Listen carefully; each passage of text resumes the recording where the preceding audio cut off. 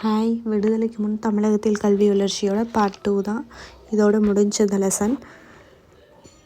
இருக்கிற கண்டென்ட் எல்லாமே ரொம்ப ரொம்ப இம்பார்ட்டன்ட். எல்லாமே நீங்கள் வந்து மெமரைஸ் பண்ணி வச்சுக்கோங்க. சென்னை மருத்துவக் கல்லூரி வந்து 1835 உருவாக்குறாங்க. அதாவது சென்னை மருத்துவ பள்ளின்னு தான் ஃபஸ்ட்டு பேர் வச்சுருப்பாங்க. அதுக்கப்புறம் தான் 1851 தான் மருத்துவக் கல்லூரின்னு மாற்றிருப்பாங்க. இது ஒரு புக் பேக். அடுத்து சென்னை மாநில பள்ளி பாருங்கள், 1836.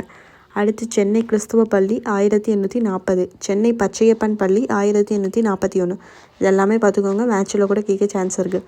அடுத்து சார்லஸ் வுட் அறிக்கை ரொம்ப ரொம்ப இம்பார்ட்டன்ட். ஏன்னா இது வந்து கல்வி வளர்ச்சியின் மகாசாசனம் என்று அழைக்கப்படுவது எதுனா சார்லஸ் வுட் அறிக்கை 1854.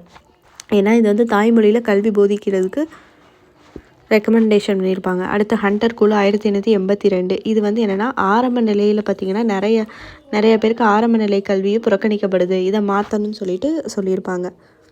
அடுத்து 1890 நம்ம சென்னையோட ஆளுநராக கன்னிமாரா பிரபு வந்திருப்பார். அப்போ கன்னிமாரா நூலகத்தை உருவாக்கியிருப்பாங்க. அடுத்து 1891 சென்னை சட்டக்கல்லூரி. ஞாபகம் வச்சுக்கோங்க, சென்னை மாநில பள்ளி 1836. அது மாதிரி சென்னை மருத்துவக் கல்லூரி வந்து 1851. அப்புறம் சென்னை பல்கலைக்கழகம் வந்து 1857. அது மாதிரி 1891 சென்னையில் சட்டக்கல்லூரி.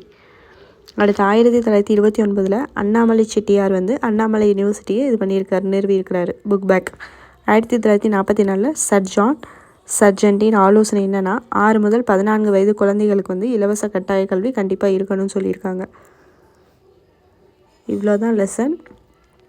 அடுத்து நம்ம வந்து வேறு என்ன அப்லோட் பண்ண போகிறோம் அப்படின்னா, விடுதலைக்கு முன்னு பார்த்துட்டோம். இப்போ விடுதலைக்கு பின் தமிழகத்தில் கல்வி வளர்ச்சி நெக்ஸ்ட் வீடியோவில் பார்ப்போம். தேங்க்யூ.